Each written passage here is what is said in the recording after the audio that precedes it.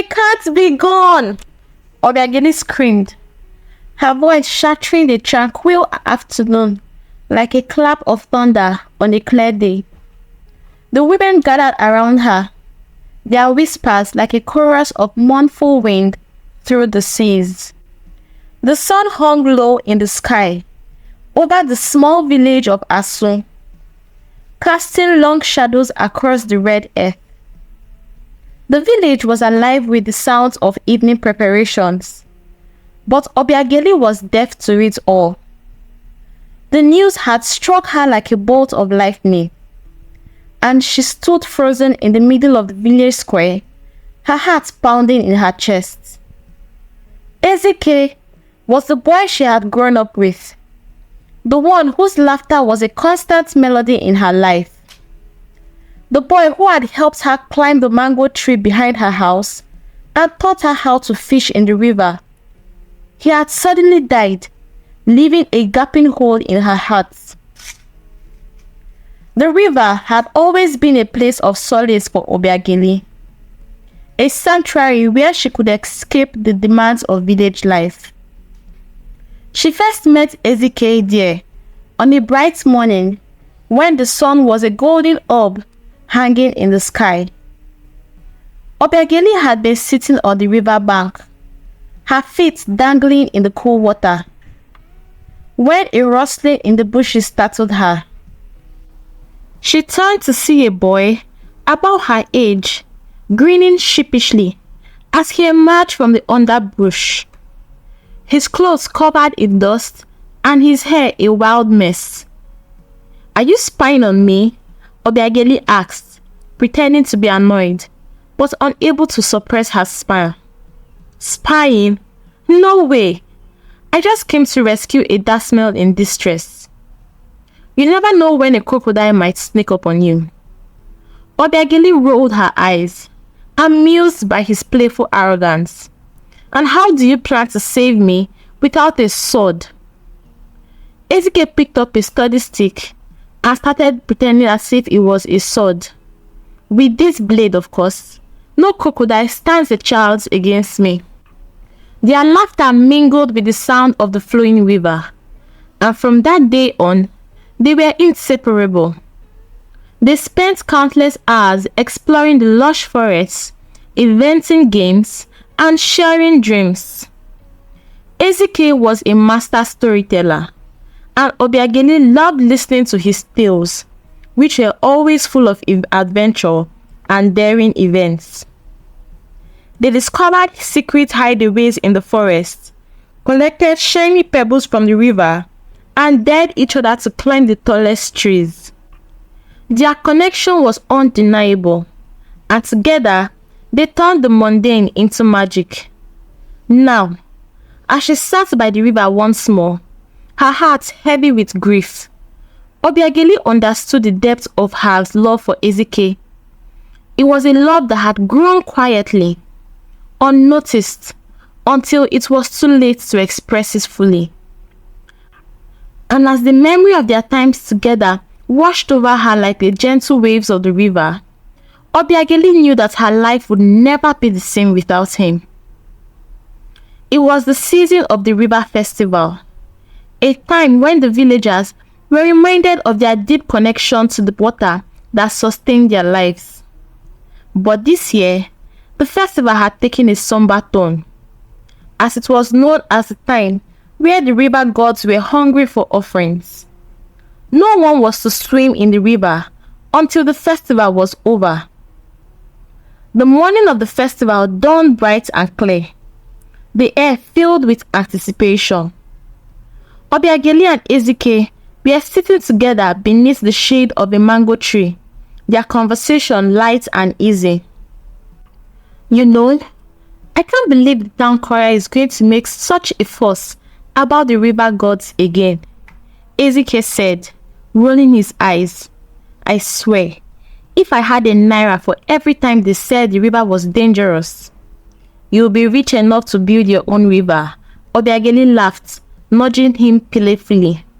"But you know the elders are serious about it. We should respect the tradition." As if on cue, The sound of the town crier's voice echoed through the village, drawing everyone's attention. The town crier, an elderly man with a booming voice, stood in the center of the village square, his voice demanding, and his presence as well.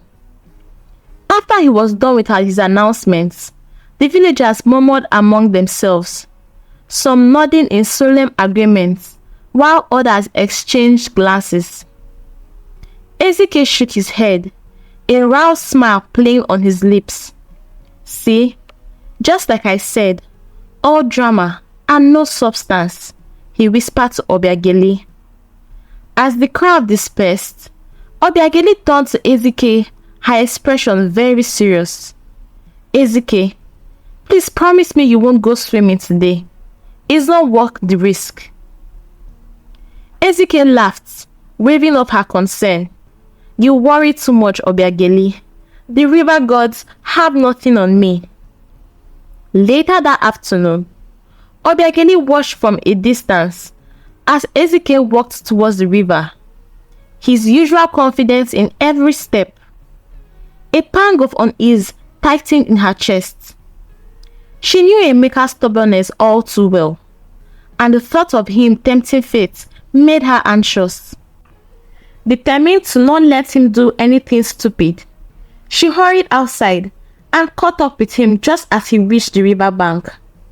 "Ezekiel, please," she pleaded, grabbing his arm. "You heard the town crier. It's dangerous." He laughed, his eyes dancing with amusement.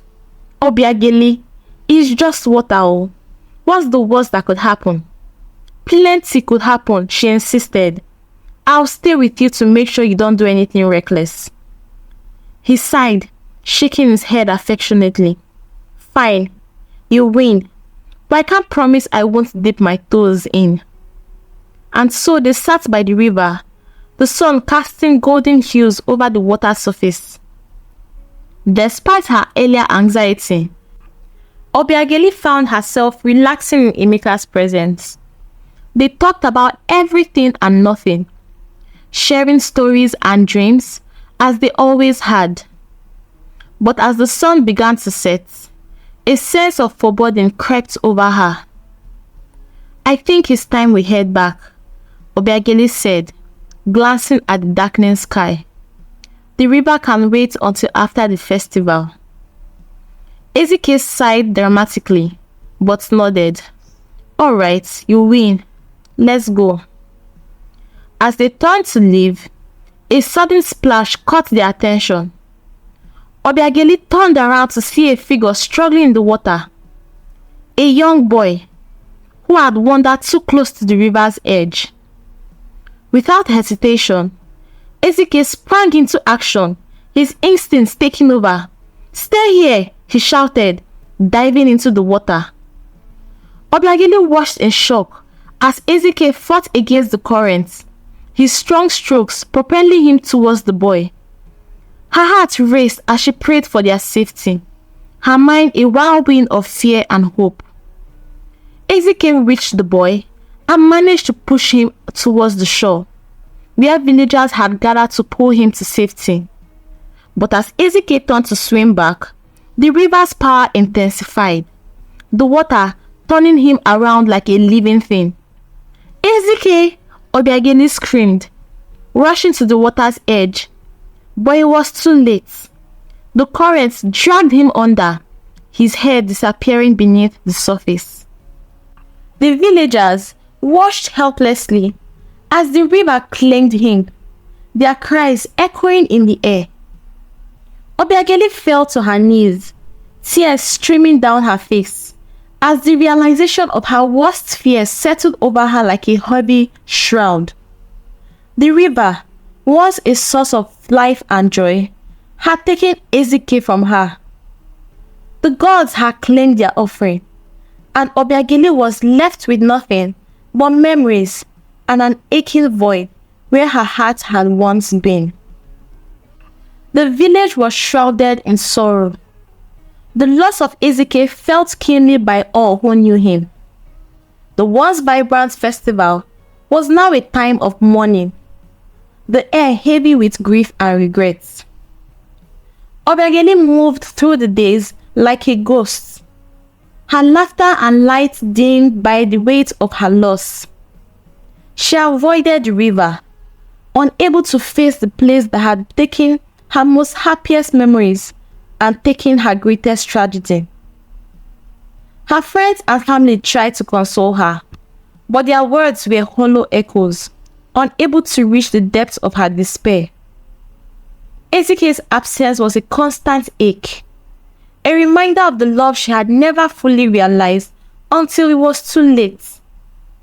The villagers gathered to honor Emeka's memory, their voices rising in chorus of prayer and songs. Obiageli stood among them, her heart heavy with guilt and longing. If only I tried harder to stop him, she thought.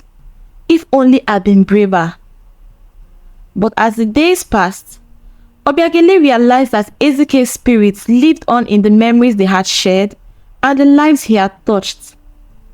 He had been a beacon of light, and she was determined to carry that light forward, even in the face of her grief. As the festival grew to a close, Obiageli found herself drawn to the river once more.